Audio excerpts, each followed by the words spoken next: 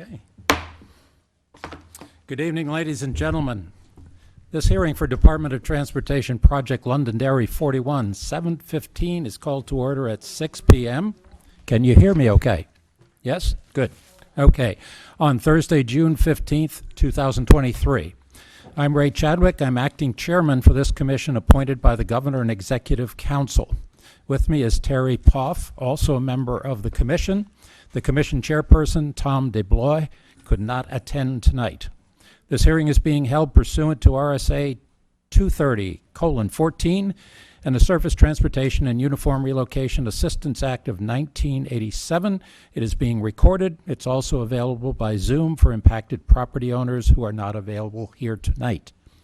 Public may ask questions and provide comments after tonight's presentation. To answer a question, the public shall fill out blue cards which the DOT staff will collect during the presentation.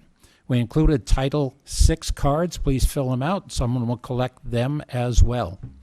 Purpose of this hearing is to gather comments from the public, hear evidence of the project's economic, environmental, and social effects, and its consistency with the goals and objectives of planning as undertaken by the Department of Transportation. It is the Commission's responsibility to determine, based on all information provided, if the project can go forward as proposed. It's therefore important that all individuals who want to make requests or suggestions do so during this hearing. At this time, I would ask Jason Ayotte, project manager from DOT, to introduce the rest of his staff and present the project. Subsequently, Laura Davies, chief appraiser of the Bureau of Right-of-Way, will speak about the process that the DOT follows. We'll do this in a second here. If property owner is directly affected by the project. After that presentation by the DOT, I will open the floor to those who wish to address the commission. Jason. Thank you, Mr. Chairman. Members of the commission, good evening, ladies and gentlemen. My name is Jason Ayotte. I am the project manager for this project, and it is my pleasure to be here this evening on behalf of the New Hampshire Department of Transportation. Tonight's meeting is a public hearing to present the preferred alternative for the improvements to the intersection of New Hampshire Route 28 and Stonehenge Road in the town of Londonderry. I'll have you. There we go. Next slide, please. All right. I would first like to introduce the other people from the department who will be presenting tonight, all to my right. Rebecca Martin with the Bureau of Environment, Laura Davies from the Bureau of Right-of-Way, and Kyle Higgins, our consultant project manager from Greenman Peterson, Inc. I would also like to thank Gisela Weber, hearings coordinator, and our team present tonight from the Bureau of Right-of-Way and Highway Design for their assistance with this hearing. We will try to be as succinct as possible in presenting the project information and anticipate our presentation will take about 45 minutes. Following the presentation, Commissioner Chairman Chadwick will open the floor for your comments and questions for the record. Next slide, please. Tonight, we are presenting the proposed safety and intersection improvements at the intersection of New Hampshire 28 and Stonehenge Road. The project location is located approximately 1 mile south of Interstate 93, Exit 5. New Hampshire Route 28, also known as Rockingham Road, has been in use since the 1700s. The road was reconstructed in 1919 and then realigned in 1931 in the current configuration. No major improvements have been made over the years, with the exception of the Stonehenge Road intersection widening completed in 2018 by a developer. Next slide, please. The purpose of the project is to address New Hampshire 28 and Stonehenge Road crash, speed, and traffic deficiencies identified. In order to meet the National Environmental Protection Act, or NEPA, the department must demonstrate the need is met or a reason for the improvements. The Bureau of Highway Design's data collection and alternative analysis revealed nearly 50 crashes in the 10-year study period, consisting of rear ends, right angle, and side swipes that are consistent with an intersection, as well as roadway departures due to the sharper roadway curve. Higher speeds were also documented during the department's data collection and by concerns expressed during the September 2022 public informational meeting hosted here at the town of Londonderry. Lastly, the intersection operational analysis confirms Stonehenge Road experiences long delays during the peak traffic hours, requiring modifications to safely allow Stonehenge Road traffic to enter New Hampshire 28. Kyle Higgins will be presenting additional information shortly. Next slide, please.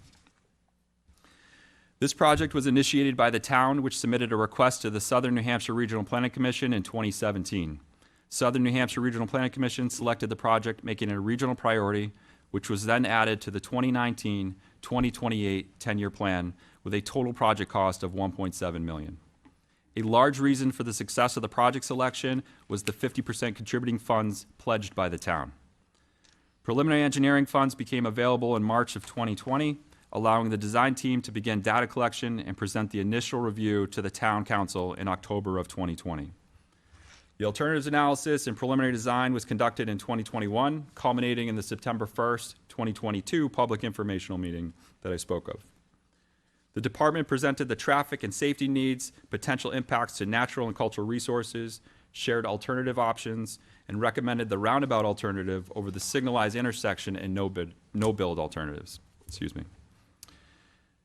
The Town Council met on October 12th, 2022 to discuss the department's proposal and did not raise an objection to the roundabout concept. The department immediately began preparing and completing the proposed layout that will be presented tonight. In developing the project alternatives, we made every effort to limit the impacts to private property, historic properties, and natural resources within the project limits. The plans being presented this evening are preliminary plans. Additional engineering will be required to finalize the right-of-way impacts and provide the design details needed for construction. Tonight's meeting is a significant milestone in the project's development, where it transitions from the preliminary design phase to the final design and right-of-way procurement phases. I will now ask Kyle Higgins from our consultant GPI to explain the plan that you see and present the details of the proposed layout. Kyle? Thank you, Jason. So as Jason said, my name is Kyle Higgins and I am the consultant project manager. Before we get into the proposed design tonight, I briefly want to talk about the existing conditions that are found at the intersection.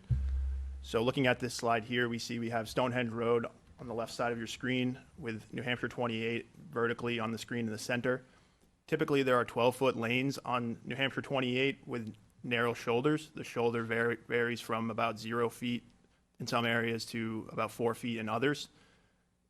Currently, New Hampshire 28 is posted at 45 miles per hour speed limit. However, there is an advisory speed of 40 miles per hour due to the sharp curve on the roadway. Stonehenge Road is posted at 35 miles per hour. It has 11-foot lanes, 2-foot shoulders, and there was, as Jason mentioned, a 12-foot right turn lane added back in 2018. So as Jason noted, we do see typically as part of the department's data collection process, they noted higher speeds in excess of the posted speed limits on 28. There's also noted to be significant queuing on Stonehenge Road, and we do see typical intersection type crashes at this particular location, including rear ends, right angle crashes, and side swipes, as Jason mentioned. We've also seen several roadway departures, which are consistent with the sharp horizontal curvature found on 28. As you see the traffic numbers on the right side of the screen there, the volumes on 28 are about 3 times the volumes on Stonehenge Road. However, there is significant traffic at the intersection, of course. So now I will get into the proposed design. Let me try to orient you to this plan just a bit here. So north is to the top left of the screen here. That's towards Manchester. On the right side of the screen is the southern portion of Route 28 towards Derry. We've color coordinated this plan in order to attempt to help pinpoint exactly what we're looking at here. And there's a number of colors that I'll try to walk everyone through to make sure we understand what we're looking at here. So if you see the red, those are existing buildings there. There's a lighter gray color that is existing asphalt pavement. There is a dark green color, a lighter blue hatch, as well as a lighter blue solid color. Those are forested areas, delineated wetlands, and water bodies. When you looking at the center of the roadway, you see there's a yellow. That is the proposed asphalt pavement. That's the travel lanes that people will be driving in. There's the lime green color to the outside of that. That is the side slopes for the roadway, and the limits of the project really extend to the outside of those green areas with the dashed lines that you see, the thick dashed lines, and there are also some T-shaped lines on the outside. If you look at the center, you see the roundabout itself. There is a 52-foot diameter inside circle there with an 18.5-foot truck apron. The truck apron allows larger highway vehicles to navigate the intersection with the trailer going over the truck apron while keeping the circulatory roadway for passenger vehicles and smaller trucks narrower, and those vehicles certainly will not have to utilize that truck apron. We have what are called splitter median islands shown in the light blue color in the center there. Those are on each of the three approaches, both the northern approach to the left of the screen, the southern approach to the right of the screen, and the Stonehenge Road approach to the bottom of the screen. So I will continue on going through the project a little bit, and I'll continue to try to orient everyone to what we're looking at as we go through. So I want to start with the southern approach for for Route 28. One of the first things that you'll notice is that we have brought, we have brought the alignment to the west of the existing roadway. So you see the existing roadways here in these dashed lines. We're bringing the roadway further to the west, and we're doing this for a few reasons. One is to ensure we get adequate deflection as you enter the roundabout. One of the keys for roundabouts is controlling speeds both on the approaches and through the intersection. Going through the intersection, it's critical to control those speeds. It reduces the number of crashes, it reduces the severity of crashes, and also helps improve operations as we go through, giving people more time to make decisions as they're going through with the slower volumes. So we have a deflection, sort of an abrupt, I would say, change in direction as you enter the roundabout. And prior to the roundabout, we have cues for drivers to understand that they need to slow down as they're approaching the intersection. So you can see what we've done with the alignment. One of the other reasons we bring it further to the west is to create a series of tighter radius curves as we're coming into the intersection. And what that does is it signals to drivers that they need to slow down as they are approaching. There's also the elongated splitter island here in the middle. This blue area here will be a raised median island. That raised island is as a visual cue for drivers as they're approaching for them to see before they get to the intersection that they need to slow down. In addition to that, the splitter island acts as a physical barrier, a guide to guide vehicles into the correct location entering the roundabout. Some other things I want to highlight on the southern approach here, we do have a proposed water quality treatment swale here. This is a swale that is what we're going to be doing on the intersection is collecting all of the water that is within the intersection area through a closed drainage system, and that's storm water, of course. We collect that water and we bring it to this treatment swale. This treatment swale will be fairly shallow, very flat, and what it does is it allows water to infiltrate into the ground before it gets to the wetland, helping us to meet the environmental requirements from New Hampshire DES and the EPA. Additionally, I want to point out this culvert here. This is currently today a 30-inch culvert with inadequate cover between the top of the pipe and the roadway surface.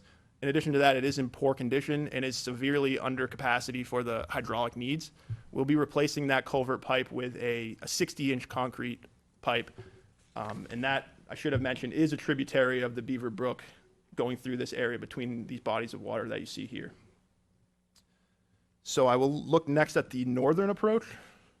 The northern approach, as you're heading from the Manchester area down towards Londonderry and as heading towards Derry, has a bit of a different design than the southern approach. You can see there's a bit less area for us to work with here, but we do provide those same subtle cues that we provide in the southern approach.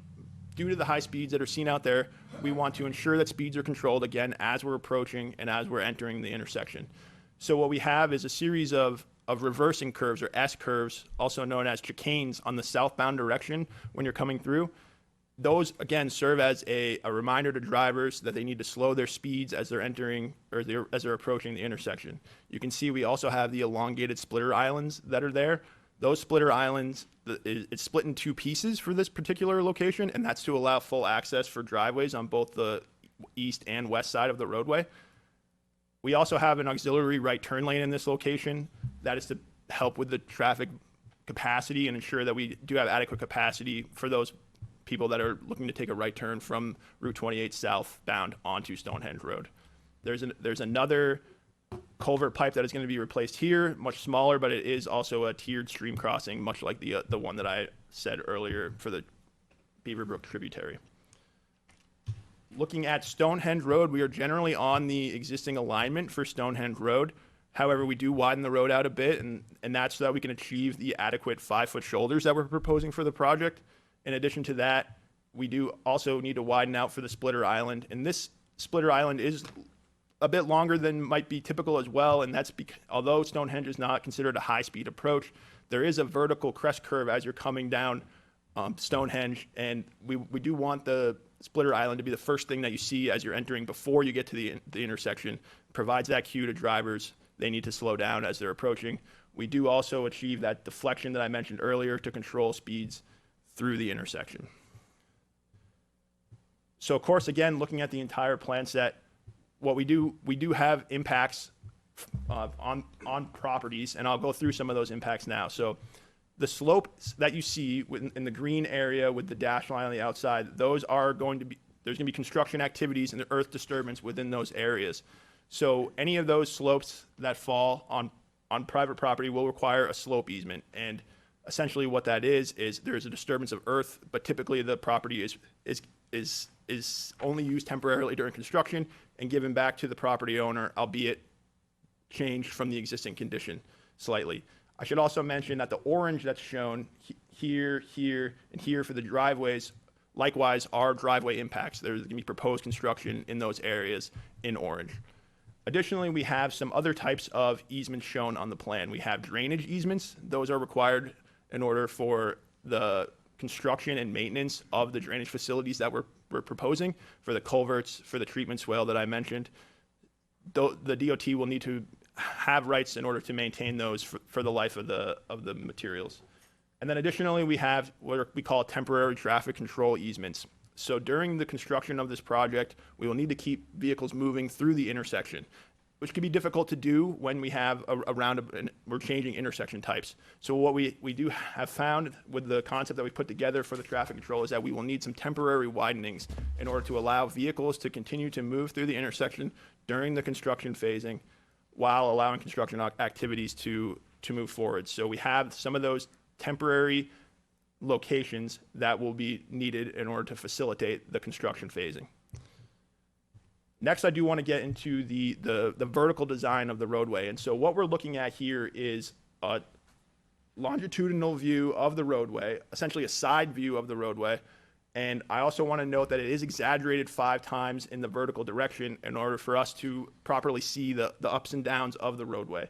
So if you look, we do have 2 colors shown. The brown is the existing grade, the existing roadway elevation. The yellow band that you see is the proposed roadway elevation. And you'll see on these plans for the northern leg and the southern and Stonehenge Road, we have mostly yellow shown here, which is telling us that we are essentially on the existing roadway grade. We're not vertically changing until, of course, you get to the closer to the intersection, which is shown on the right side of both of these profiles. The roundabout itself is up a bit from the existing condition, and that's done for a number of reasons. One, it's done to make it more prominent, again, to serve as a visual cue, to be able to ensure that we are adequately seeing what's going on in the intersection. On top of that, it does aid with some of the drainage that we have. So if we look at the southern approach, you can see there is a bit of a vertical difference. And we do have an additional brown band here that I want to note. So what we're looking at with the darker brown here in this area is the existing, that's over the existing ground and the alignment. If you remember the alignment of the roadway, we're bringing it further to the west. So this dark brown is comparing the proposed roadway with the existing ground in that area. However, the lighter brown band is showing the existing Route 28, which of course is offset from the proposed Route 28. So we have about a 6.5 foot maximum difference in grade vertically on the proposed southern leg. And we're doing that for a few reasons. One, we need to get adequate cover in order to get that 60-inch culvert pipe that I had talked about earlier constructed and ensure that it's done to New Hampshire DOT standards. And then in addition to that, we do need to meet the roundabout, which is elevated, as I said, for the reasons before. So there is a bit of a vertical difference here, and you can see the associated on the plan, you can see the associated slope impacts with that change. So here is what we call a typical section of the roadway. This is essentially if you take a slice of the roadway and you're looking at it from that perspective. So we do have typically 5-foot shoulders on the road. Those shoulders do narrow down to 2 feet as we get closer to the intersection, again, to help guide vehicles into the intersection. Typical 12-foot travel ways. 2-foot shoulders on the inside against the median island, which is generally 6 feet wide. However, it does widen out some as we get closer to the intersection proper. And I should note that both the Route 28 typical and the Stonehenge Road typical are generally the same in this capacity. As I mentioned before, the roundabout, 52-foot diameter on the landscape center island, 18.5-foot truck apron to facilitate those highway vehicles, and an 18-foot circulatory way for your passenger vehicles and your smaller trucks. So this is a design that we at GPI and the staff at New Hampshire DOT feel comfortable. It meets the purpose and need of this project of increased safety, increased mobility for users. We feel that this is the best design forward, and it follows today's best practices. But with that, of course, there are impacts to both property and environment. And Rebecca Martin, the environmental manager for the project, is going to speak next on those environmental impacts. Thank you, Kyle. Please note that was a lot of information to sort of digest, and there will be an opportunity to ask questions. And again, we're willing to respond and answer those questions. So, as part of our evaluation of any project, the department must consider and document the environmental impacts of our proposed actions. At this time, Rebecca Martin from the New Hampshire Department of Transportation's Bureau of Environment will provide a summary of the environmental aspects of the project. Rebecca? Thank you, Jason. Good evening, members of the Commission, ladies and gentlemen. Pursuant to the National Environmental Policy Act, the department has evaluated alternatives to the proposed project and impacts the project proposes on surrounding socioeconomic, cultural, and natural resources. The department has coordinated with federal and state environmental agencies, including the Army Corps of Engineers, the U.S. Fish and Wildlife Service, the Environmental Protection Agency, and the New Hampshire Department of Environmental Services, as well as the New Hampshire Fish and Game Department. In addition, input was sought from town officials and concerned citizens. After evaluation of the information gathered, a draft environmental document has been prepared, and the document is available for review at tonight's hearing upon request. The following is a summary of some of the information contained within the document. Next slide, please. The proposed project will require impacts to wetlands under the jurisdiction of the New Hampshire Department of Environmental Services and the U.S. Army Corps of Engineers. Oh, next slide. Sorry. Some of the wetlands in the project area are priority resource areas, as they are wetlands located in the floodplain. The department will continue to coordinate with the appropriate agencies to ensure all wetland impacts are minimized, any necessary mitigation is provided, and all permits are secured prior to any construction. Next slide, please. An endangered species review has indicated that state-listed threatened and endangered species and one federally listed species may be present within the project area or the surrounding area. Coordination with the New Hampshire Fish and Game Department is ongoing for protected turtles and snakes that may be present in the project area. Conservation measures will be selected for the project to reduce the potential to impact the protected species that may occur and will be incorporated into the project design. Consultation with U.S. Fish and Wildlife Service is underway on the project's potential effects on the federally endangered northern long-eared bat. The project is currently planning to clear trees during the winter when the bat is hibernating, which will reduce the chance of impacting the species. Next slide, please. Pursuant to Section 106 of the National Historic Preservation Act, the department, in coordination with the Federal Highway Administration and the New Hampshire Division of Historical Resources, must consider the impacts of the project on historic resources. The project area has been reviewed for potential historic resources, which can include structures over 50 years old, as well as archaeological sites. Coordination between the Federal Highway Administration, the New Hampshire Division of Historical Resources, and the department indicates that no historic properties are expected to be affected by the proposed project. Some stone walls were identified within the project area. The stone walls proposed to be impacted have been reviewed in accordance with the department's stone wall policy guidelines. The stone walls where impacts are anticipated did not meet the department's criteria for reconstruction. Next slide. Invasive plants are present in the project area and will be managed in accordance with the department's best management practices for control of invasive plants manual during construction. A soils management plan is planned for management of limited reuse soils, which are those roadside soils within the project area, during construction. The project area does propose to permanently increase the amount of impervious area. Therefore, a stormwater treatment swale has been incorporated into the project design. To promote and protect water quality, the department will be required to prepare and implement a stormwater pollution prevention plan during construction. Best management practices will be described in the Stormwater Pollution Prevention Plan and will be utilized during construction. The proposed intersection improvement is not anticipated to have the distance between the travel lanes and any of the adjacent residential noise receptors. As such, the proposed project does not constitute a Type 1 highway project. The project is not expected to result in any meaningful changes in traffic volume, vehicle mix, or any other factor that would cause an increase in noise impacts or which would adversely affect air quality. This project is not expected to cause a noticeable change in noise levels once construction is complete. Minor impacts may be necessary within the 100-year floodplain. However, the project would not result in the rise in the base flood elevation, and floodplain values will not be significantly diminished. Thank you. Excellent. Thank you, Rebecca. As this project will involve property acquisitions and easements, I'd like to ask Laura Davies, Chief of the Appraisal Section for the Bureau of Right-of-Way, to describe the process of acquiring the necessary right-of-way for the project. Laura? Great. Thank you, Jason, and members of the commission, ladies and gentlemen.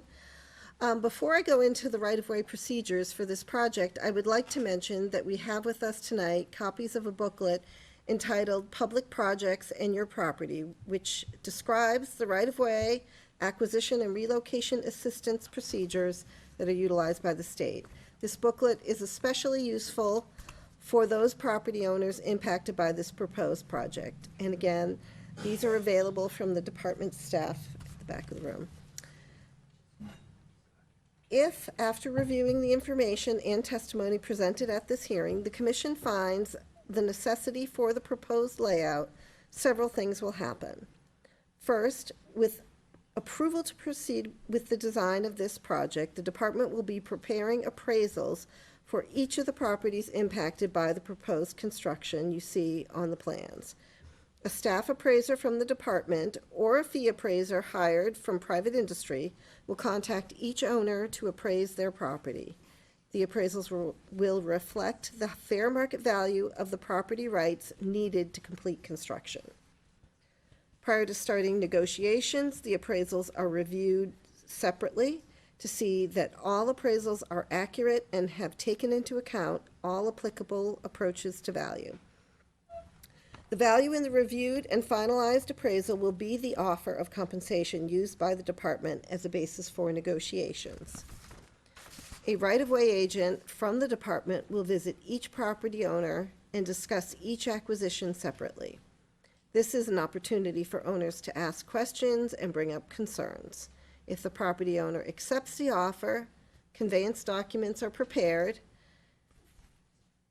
ownership is transferred to the state, and compensation is provided to the property owner. If negotiations between the owner and the department fail, the matter will be filed with the New Hampshire Board of Tax and Land Appeals, where the owner will have the opportunity to argue for additional compensation. Please understand that this can be done with or without an attorney. After the board issues its ruling on just compensation, either party can appeal the board's decision to the Superior Court if they are unsatisfied. Anytime after this hearing or before design approval, all information in support of this hearing is available at the department's headquarters in Concord for your inspection and copying. That's all I have. Thank you very much. Thank you, Laura. Next slide, please. Great. Chairman and commission members, ladies and gentlemen, this project is included in the state's approved 2023-2032 10-year transportation improvement plan for approximately $3.5 million in construction funding, which is available next year. Funding for this project will include federal and town of Londonderry funds, and we do not anticipate funds from any other sources. As the design requirements and construction costs were realized through the preliminary design, the department and the town agreed to limit the town's portion to $1 million, reducing further financial risk to the town. Looking ahead, if there is support for our proposal and the commission finds in favor of the layout, Rebecca's team will complete the environmental document and seek FHWA and NEPA approval. These approvals will allow the department to move forward with the project's wetland permit application, right-of-way plans, and final design. The right-of-way plans will allow the Bureau of Right-of-Way to meet with the affected property owners and begin the appraisal process Laura spoke of. Once these major milestones are completed, Kyle's team may begin final design, which involves the detailed development of the contract and plans that the contractors used to bid on. We are hopeful that if all goes well, we anticipate the contract to be ready to advertise for construction in late summer of 2024. This allows for construction to begin in 2025. Right now, we are estimating one construction season. However, the schedule will be dependent on permit requirements and utility relocations. The goal of our team's presentation is to clearly articulate the project's need, layout, and potential effect to the community and environment. The alternative addresses the New Hampshire 28 and Stonehenge Road crash speed and traffic deficiencies and will improve the intersection operations and safety. Refinements have been made as we understood the impacts to private properties, utilities, and natural and cultural resources from the design presented at the September 2022 public informational meeting. We are not complete, and there is considerable effort in front of us in order to construct the intersection improvements proposed tonight. Following tonight's public hearing, a transcript including the testimony, the plans from this evening, and the draft environmental document will be posted on the project website. As the design progresses, please check the website as project updates may be posted for informational purposes. Lastly, we are prepared to answer questions, provide responses to requests, and make recommendations on how those requests and issues can and cannot be addressed. Our purpose is to share our rationale, communicate the process, provide clarity and reassurance, allowing the Commission to convene the finding of necessity tonight and find in favor of the necessity for the layout of the project. Chairman Chadwick, this concludes the department's formal presentation for the preferred improvements to the intersection of New Hampshire 28 and Stonehenge Road. I would like to thank all of you for your attentiveness and thank the town of Londonderry for their willingness to host this hearing. I respectfully ask this commission to find in favor of the necessity for the layout of the project as presented here this evening. Thank you very much. All right. Well, thank you, Jason. Thank you to the DOT team members for your excellent presentation. I'll open this hearing to testimony here. I noticed that we have some elected representatives of state government and perhaps town government here. Would any of you like to make comments before we go to the public portion of the meeting? Okay, well, then, I'll open the meeting now to anyone who has wishing to speak. When your name is called, please come to the podium here, state your name, clearly for the record, your address, and then make your statements. Well, we have a bunch of cards, all right. I'm checking to make sure I can read them all. All right, first one I have here is Chad Franz. Chad. Hold off, wait till the end, that's all right, I'm on the town council. Okay, we can do that. Michael Malaguti. Michael. Good evening, Mr. Chairman. Thank you. I'm the town manager here in Londonderry, and I wanted to amplify a couple of the points that have been made this evening. Can you give us your address, please, sir? Yes, I just live for the at record? 229 Arlene Drive in Pelham, New Hampshire. Thank you. I want to just thank the team, Jason's team at DOT, and for their hard work on this project. This is years in the making at this point in time, and he's exactly right. There were numerous meetings with town officials. The town's engineering department was kept abreast, really right up to this point. And I attended, as town manager, at least 2 meetings with DOT. I know that my predecessor attended meetings as well. This is something that was discussed at least 2 town council meetings. And at the last town council meeting, there was a healthy back and forth, a consideration of whether this proposed alternative is the right one. And ultimately, the town council determined that it was deferring to the expertise of the department and not registering any kind of an objection to the proposal. For the community, I'd just like to emphasize some of the financial points of this transaction. And those are that the town is in a pretty good position here. The taxpayers have supported this project in the past, but the town is essentially insulated from any cost increases as the state is guaranteeing the project. This is a project that is past due in terms of its necessity. This is one of the worst intersections in town, and it is appropriate, I think, to consider whether rectifying the situation will facilitate economic development. I happen to believe that economic development in a responsible fashion is a good thing. You may hear differently from other people tonight. We don't need to resolve that debate tonight.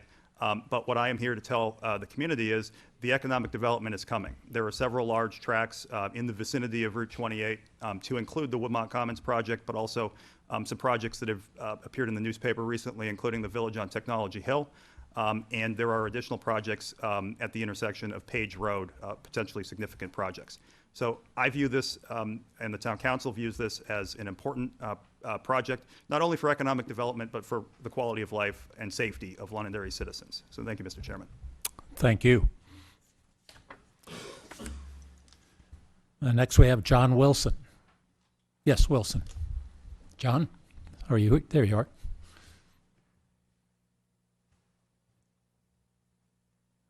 John Wilson, Tranquil Drive in Londonderry. Thank you. Because first of all, I'm all for building a roundabout. That's what we're calling this, right? A roundabout as opposed to a light. But that being said, if we're building a light there, okay, we know how, I think by now, how to put an intersection in for the light. And we know how to build it so we can expand it easily to cover, you know, the foreseeable future lanes. So when we build a roundabout, okay, you don't have the flexibility of managing traffic that you do at a light. You can't adjust the light speeds, the timing, and everything like that to keep the traffic flowing. So the size of the circle, the roundabout, is critical to how the traffic's going to flow through and how many years it's going to last before there is a problem. So my question is, how are we going to figure out how big this roundabout has to be? Now, when I say that, I'm thinking of the long term. I'm also thinking about the fact that if you look at think of that road as a corridor for 28 from the north side of Salem, say starting down at the 1937 roundabout all the way up to this new roundabout. So you have the traffic that's coming in through there, which is going to change. You have the exit 4A traffic that's coming into Derry, you know, 2 miles down the road, and we're putting in this roundabout. Now, the roundabout itself, I believe, will actually generate more traffic across Litchfield Road and Stonehenge Road, because people, once they find out they can get through that intersection, people that aren't using, the commuters that aren't using it, they're going to load into there. So it seems to me that you need a long-term traffic plan of the whole area in order to figure out, you know, how big this is. One other thing that I'm a little bit familiar with is that a roundabout with 3 spikes, okay, is ripe for having a bypass road. So, you familiar with what I'm talking about? Sure. You build a short bypass or frontage road or service road that would allow northbound 28 traffic to breeze right through. And that way you also relieve a lot of pressure on the circle, because my guess is 50% or more of the cars that are going northbound aren't going up Stonehenge. Anyway, so the question basically is, how are we going to figure out the size of the roundabout? So I think I heard actually 2 questions there. One was, what is your projection of traffic that this will accommodate? And the second one was, did it make sense to have a roundabout, a lane to bypass the roundabout? And I'll ask you on the DOT team to respond. Thank you, Mr. Chairman. I guess I'll respond to the traffic question first, and then I'll have Kyle express what the size of the roundabout is. We did have a larger traffic study that it looked at development throughout the corridor, as well as, you know, northern Londonderry through. It took into account 4A. So we have a traffic study that we have approved through our Bureau of Traffic, taking into considerations the design year, which is typically 20 years out. So we have looked at that specifically, and if there's any specific questions on that, we can answer them afterwards. And as far as the size of the roundabout, we have minimum standards within the state of New Hampshire for truck traffic, but also we want to be able to control speed. So I'd ask Kyle to sort of explain the size of the, or at least identify what the size of the roundabout is, and then you're welcome to sort of clarify anything regarding speed and traffic calming. Sure, and it's a great question about traffic in the future, and it's a difficult thing to predict. And so what we do is we apply a growth factor. We assume a level of growth through the design year, which, as Jason mentioned, is 20 years on the horizon. We also consider other factors such as development in the area, other projects that are happening, such as the Exit 4A project, and we utilize those in order to understand the traffic that's going through the intersection when we build it, and then on that horizon. So with regard to that, we have looked into it for the future year, and generally we have applied a typical growth rate. However, we've even seen in some instances that growth rate exceeds potentially what the actual growth rate is. So we've used a conservative rate there. As regarding the actual size of the intersection itself is really related to the vehicles that we're trying to allow to navigate the intersection. And of course, the intersection is designed for highway trucks. Those are articulated 18-wheeler trucks to the largest size that's allowable on New Hampshire roads. So that is how we typically do the sizing. If you're referring more to the lane usage, however, with regard to traffic, we do feel that this is adequate through that future year as far as we're able to predict. And of course, that is why we've added the auxiliary right turn lane for Stonehenge Road southbound, or excuse me, New Hampshire 28 southbound to Stonehenge Road, as we feel that in the future year, that may potentially be a need in order to facilitate that traffic. With regard to your second question, and with regard to potential bypass, for one, that certainly would increase the impacts that we would see on this area, and that was certainly one of the goals of the project, is to have reasonable impacts for this intersection. Additionally, having a bypass lane wouldn't necessarily solve the speed issue that we're seeing out there potentially. It really is ideal to get the traffic through the intersection, slow down those speeds so that we can have a safer, more mobile type of intersection for all users. Have we answered your question, sir? Well, the devil's in the details, I guess, in terms of, traffic flow and the amount of traffic, how all these different projects are gonna come together, and what that will create. So I worry about how you get that right. But this is really only one aspect of a much larger problem with all the activities.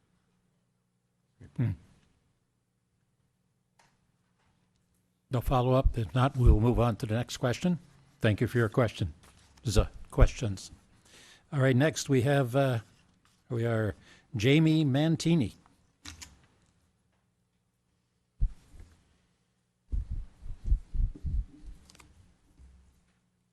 Hello. Hello. I want to start by thanking you all for your communication through this process. I think I received 5 certified letters all repeating that this was happening, and we're all busy, so it's very helpful. Jamie, thank you for that. Thank you. Could you state your name and your address, please, Jamie sir? Mantini, 93 Stonehenge Road. Thank you very much. I have two things I'd like to bring up. The first one is something I think that's going to probably be talked about at a later time, which is obviously impact to the property, time of day of construction, things along that line. Obviously, noise and lights, if it's night construction, is a factor due to our exposure to it from our home. So I want to make sure that we're sensitive for that. The second thing is the impact to the environment. I do know for a fact that there are blanding turtles, which are, last I knew, were critically endangered. There are long-eared bats present, and snakes, salamanders, and cottontail rabbits, which are growing exponentially through the area. I think we have more varied creatures in the zoo for the most part lately. It seems that they're everywhere, and we share the area with them. So. It's definitely going to be an impact, so I urge you to put a lot of time looking into that to make sure that they're protected. So some of them are very sensitive, and there's been a lot of, I know for a fact through Fish and Game and DES, there's been a lot of activity to get some of these animals back into the population. So I ask for sensitivity, not only with us, but also the creatures around us. But thank you. Thank you for the question. Sounded like you mentioned a species that I didn't hear mentioned before. Can you comment on how the process would be able to detect that and respond, if there is then? Oh, absolutely, there is. Thank you. Rebecca is our subject matter expert at the department, and kind of a perfect question for her. Yeah. So thank you for that question, and thank you for noting sensitivity to wildlife in the project area. We appreciate that folks are thinking that way these days. So we try not to list the species in the presentation. That's because, believe it or not, when those sorts of documents become public, sometimes people will go try to collect certain turtles for the pet trade. So you'll notice when you look at the environmental review that it will list out the species, but it won't show the maps of where the known occurrences are, for example. So that's why we try to keep it high level, like snakes and turtles. One thing that Fish and Game was interested in particular was upsizing the Beaver Brook tributary pipe that was discussed earlier. A larger pipe will accommodate more wildlife without them having to go up and over the roadway. So that was one thing that they've noted on this project. They've also recommended that we use all wildlife-friendly erosion control for any temporary erosion control in the project area. So that's a commitment of the project. More recently, the project has also determined that it would be able to do winter tree clearing, which is related to the listed bat species that you mentioned. So we have the northern long-eared bat, which is currently listed federally as endangered, and then another bat species, the tricolored bat, has been proposed for listing with the determination expected this fall. So we have ongoing coordination with Fish and Game and U.S. Fish and Wildlife Service, and as we continue with the design of the project, we'll continue to coordinate with them so that we can be sure to adopt as many of those conservation measures into the project plan as possible. Rebecca, Mr. Mantini listed two species, the ones that I didn't hear before from your discussion. One was blanding turtles and cottontail rabbits. Yeah, So I don't know if that makes any difference to your answer. Thank you. There's two different species of cottontail rabbits in New Hampshire. The rarer one wasn't noted on our Natural Heritage Bureau review, but I can certainly check in and see if they're known to be in this area. So thank you for that comment. Mr. Mantini, is that your questions answered? Thank you, sir. Next, Ray Breslin.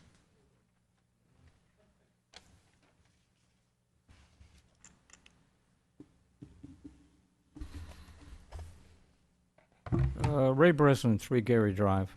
Thank you. This was described as a conceptual plan, so apparently the actual engineering has not been completed at this time. Is that correct? Or I don't know. I don't know if you're supposed to answer or not. No, if that is your okay. question, I'll ask the we'll turn it questions. over to Okay. these folks to answer it. Okay. In looking at the plan here, in regards to this roundabout, I noticed there's 2 lanes coming from the north for folks if somebody wants to turn onto Stonehenge. But if people are turning off Stonehenge and headed towards Derry, already there has been a second lane put in there to allow people to not have to stop at the intersection necessarily, but continue. I don't see that on the new plan, and I'm thinking that perhaps that might be something to look at, as far as the flow of traffic, other than causing people that are headed south from Stonehenge to actually go into the traffic circle that is potentially already got traffic in it. So I think maybe that should be looked at. As far as the water drainage, I understand the culverts are going to be increased to like 5 feet in diameter, which is probably a good idea, but we are concerned, I think, folks in town in regards to water. We got a lot of issues with water, and so I think we need to look at that closely. The other thing is I'm asking about the cost. I stepped up for a minute, maybe I missed something. Was the total cost of this, do we have the total cost of this at this time? Because, I mean, and costs are continuing to escalate, so Mr. Breslin, can I propose we go through your questions one at a time, and then we can address them Oh, more absolutely. fully? I heard a Absolutely. question, let me see if I can do it. Yeah. From Stonehenge southbound, was there consideration of a second lane, much as there is a second lane from north moving on to Stonehenge west? Oh, okay. Oh, I think that- you want to, I want to do the questions one at a time, so they can be addressed in order. Absolutely. So I think first that I think I can address where the level of design is, because you spoke to conceptual, which I think will hit on traffic, roadway design, and drainage. So it is not conceptual. We're in preliminary design. We're actually at the end of preliminary design, which basically means we've put forward significant effort to understand what the roadway, where it needs to be, what the lane widths need to be. As far as drainage, they've done an analysis to understand why we're increasing the culvert sizes. We certainly have coordinated with our environmental partners to be able to understand, in addition to the hydraulic needs, what do we need for environmental commitments? So hopefully that clarifies where we are in the design for you. And then the specific question about roundabout, I think if Kyle is prepared to sort of walk through the level of service for the roundabout, which is basically how well it operates, how traffic is moving, because they have looked at what the traffic numbers need to be for what they are for Stonehenge and what the lane use should be for Stonehenge, That's 28 on both directions. So Kyle can certainly speak to that. That's correct, Jason. So yes, we compared the existing condition to the proposed addition with the existing condition, obviously there is a stop condition on Stonehenge Road. We use what's called the level of service, as Jason mentioned, as a metric in order to determine how that intersection is operating. That's ranked on a typical grade scale of A to F. When we look at the Stonehenge Road intersection currently, it operates as an F. So that is mostly due to the stop condition, due to the traffic flows that we're seeing on 28, which is not allowing vehicles to enter 28 in either direction because they're not getting the adequate breaks in traffic that they need in order to make those turns, which of course results in queuing, results in delays at that intersection. With the roundabout that we were proposing, we have an increased level of service. Depending on the time of day, it operates at a B or C, depending on what you're looking at for that Stonehenge Road leg. So it is significantly improved. And we have, of course, looked at that Stonehenge Road leg, and due to the continual operation, the continual flow of traffic through the intersection, we don't feel that the right turn lane is necessary with the proposed design that we put forward. Certainly something that we can look into further if we feel strongly that there's something that's needed there. So that's the answer to that particular question. Okay. Culvert size, I think, was the next one. The culvert size, that is part of the design phase that we're in. GPI and the department have gone through and understood what the size of the contributing area and the water that would flow to that, and that's why the culvert size is depending on which location, they have been increased. Those are the three questions I've heard so far. Do you have well, another one, I sir? think I asked about the total cost. Yeah, Yes. that's the last question. So that we do have an understanding of what the total cost is. I'm going to speak in today's dollars, 2022, 2023. We have a total project cost of $4.4 million. That includes construction at 3.5. Right away, we have approximately 180,000 for right away, which includes the development of the right away plans, the appraisals, the actual acquisitions, and we have preliminary engineering of 760,000 that's programmed. So those are the costs that are budgeted currently. And again, I'll echo the fact that we have capped the total contributing funds from the town of Londonderry at $1 million, where originally it was 50%. and that's written in stone. I mean, the town does not have to contribute anything more. That's correct. Okay, thank you, and thank you for what you do. You all set? Thank you very much for your question, sir. All right, we have Chad Fonz. Do you still want to speak? I'm all set, thank you. All right, thank you. And we have Senator Carson.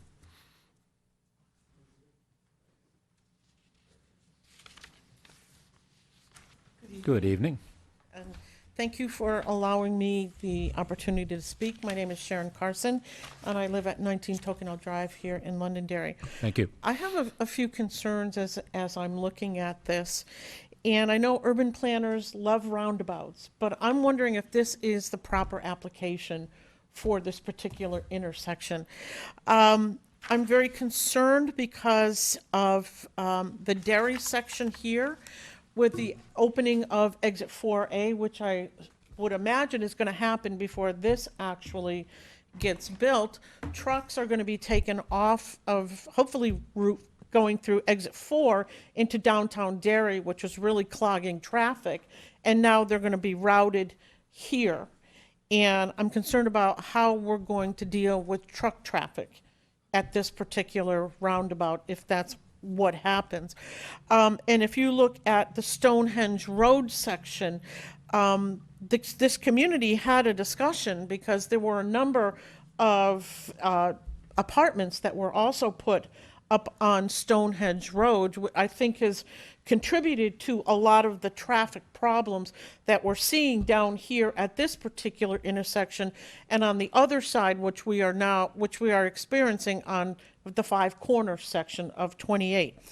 So I am just not sure this is the right thing to do, as opposed to having a traffic light.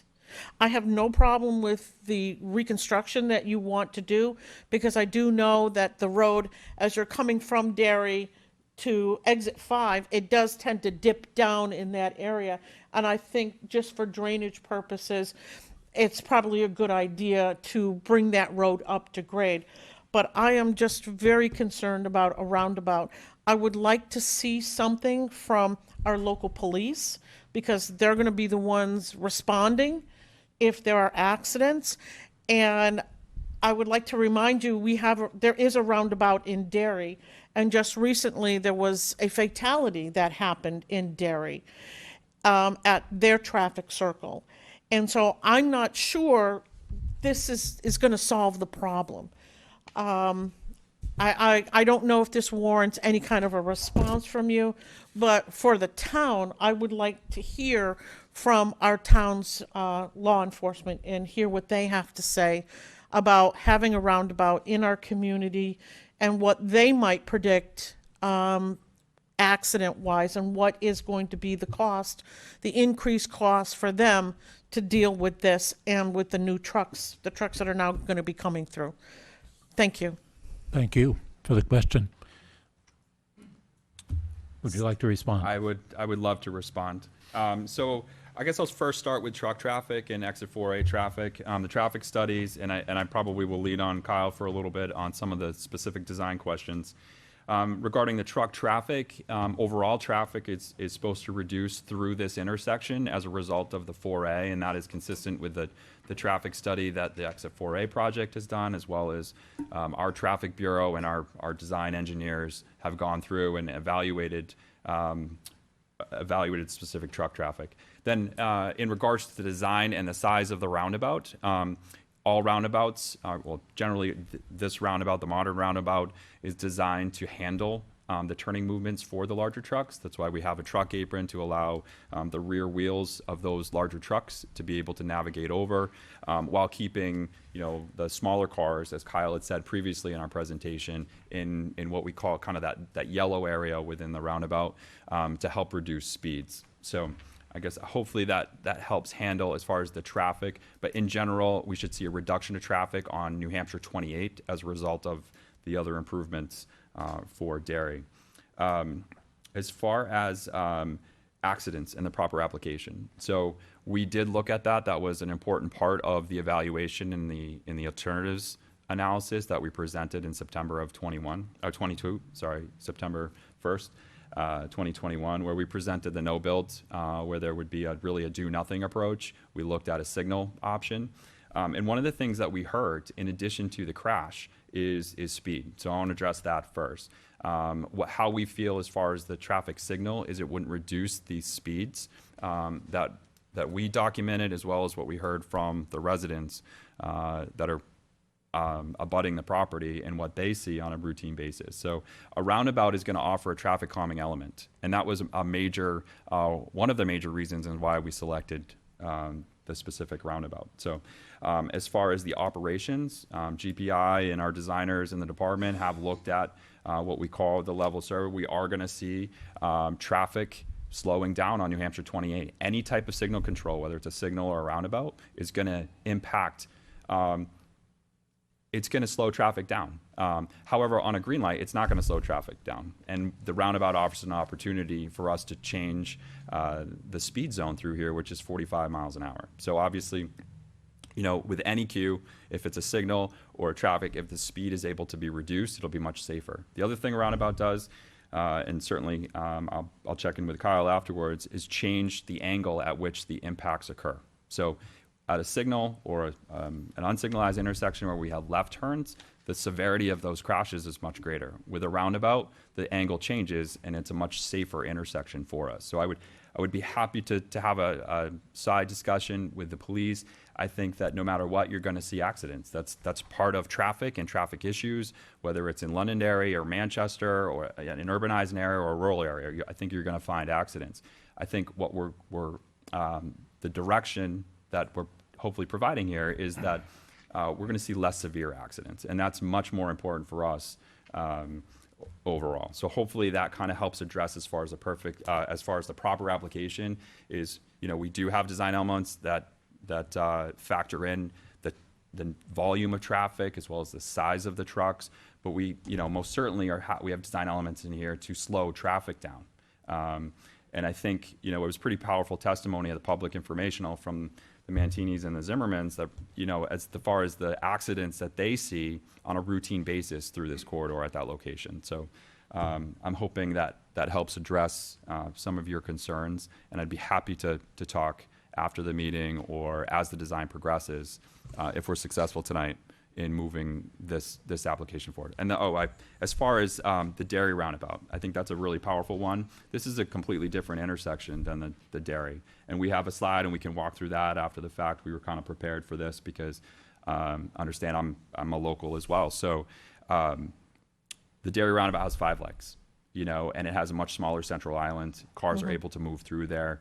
You know, GPI's design is controlling the speed at which the vehicles approach the intersection, which is much more important. The volume at this location is going to be lower than the 102 28 bypass roundabout. So I think it's a completely different application and location. And unfortunately, I'm sure members of GPI's design team as well as the department would admit that we would not put another 102 28 bypass there. We certainly wouldn't put it in this location. But the modern roundabout that GPI is designing is completely different. We can certainly walk through some of those specific elements. Thank you. I just have an additional request, if I may, Mr. Chadwick. Please do.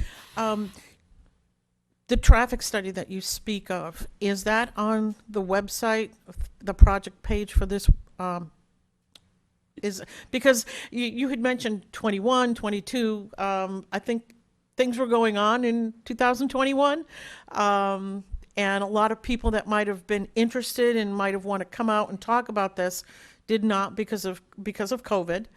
And so if there is a place where all this information is going to be available, because I know I would be interested in seeing the actual traffic study and what you've talked about, the environmental studies that have been done, if they're going to be on the project webpage, so the citizens can access them if they have questions. I think once the traffic study is finalized, we can certainly, you know, it's not at that stage. I think once we have a decision tonight, we have probably about 2 months worth of work before that would be finalized. The draft environmental document will be posted for review.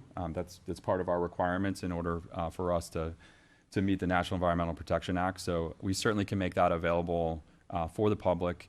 And in regards to the pandemic, the public informational meeting that we had last September was post-pandemic, and it was an in-person meeting. So we Yes. it was actually one of the most well-attended intersection Good. projects the department has had, with more than 30 people in attendance. So more than tonight. So Okay, great. Thank you very much. Thank you for your questions.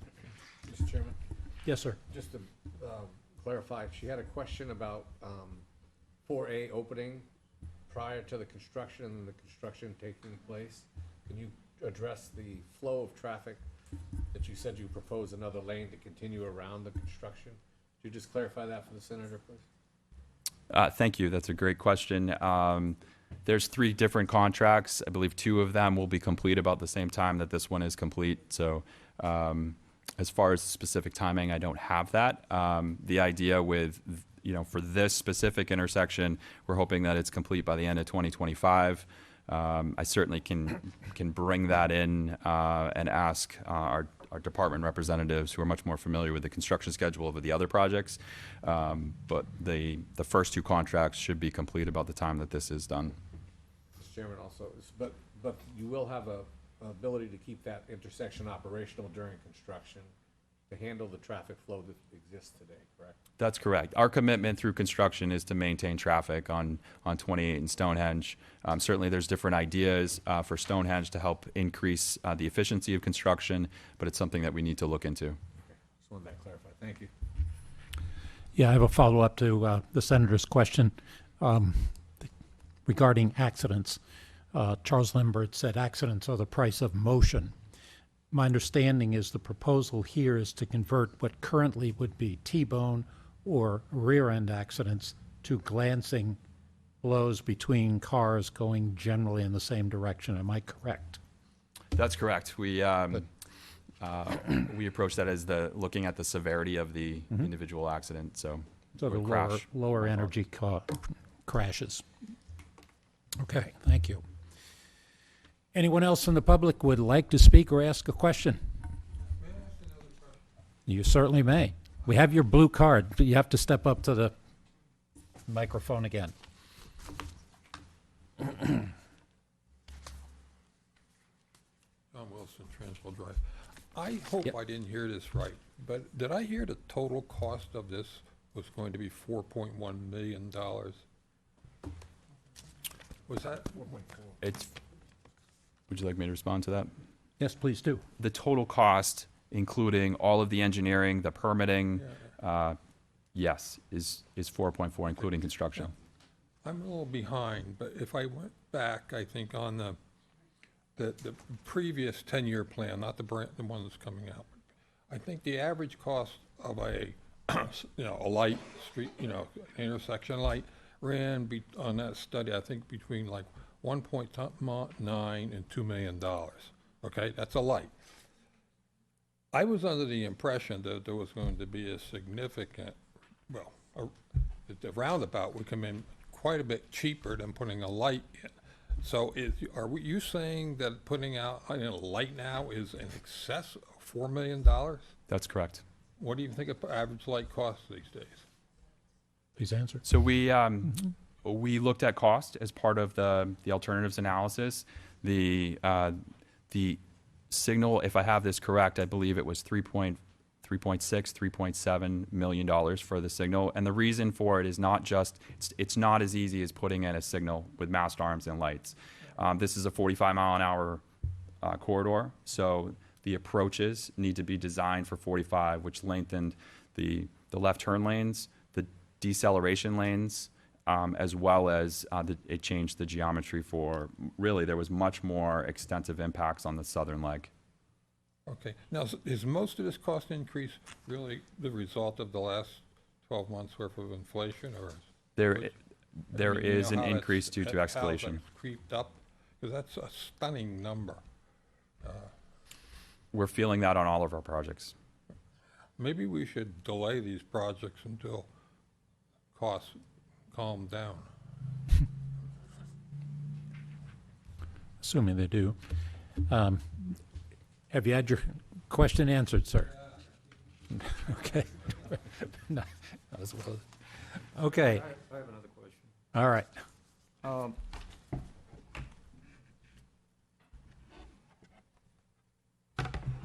In regards to traffic study, from what I understand, you're waiting to complete a traffic study.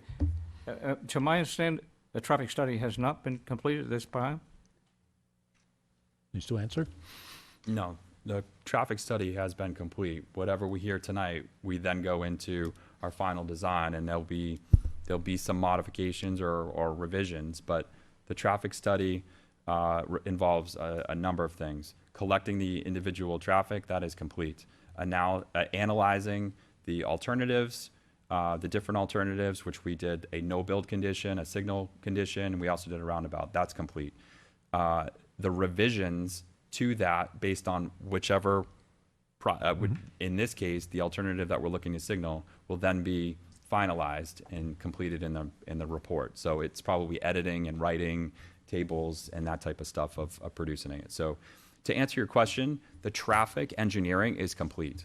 The writing is likely not complete, and we'll finish that over the next 2 months. Okay, I think what I'm getting at is this, that the traffic volume undoubtedly is going to increase, okay?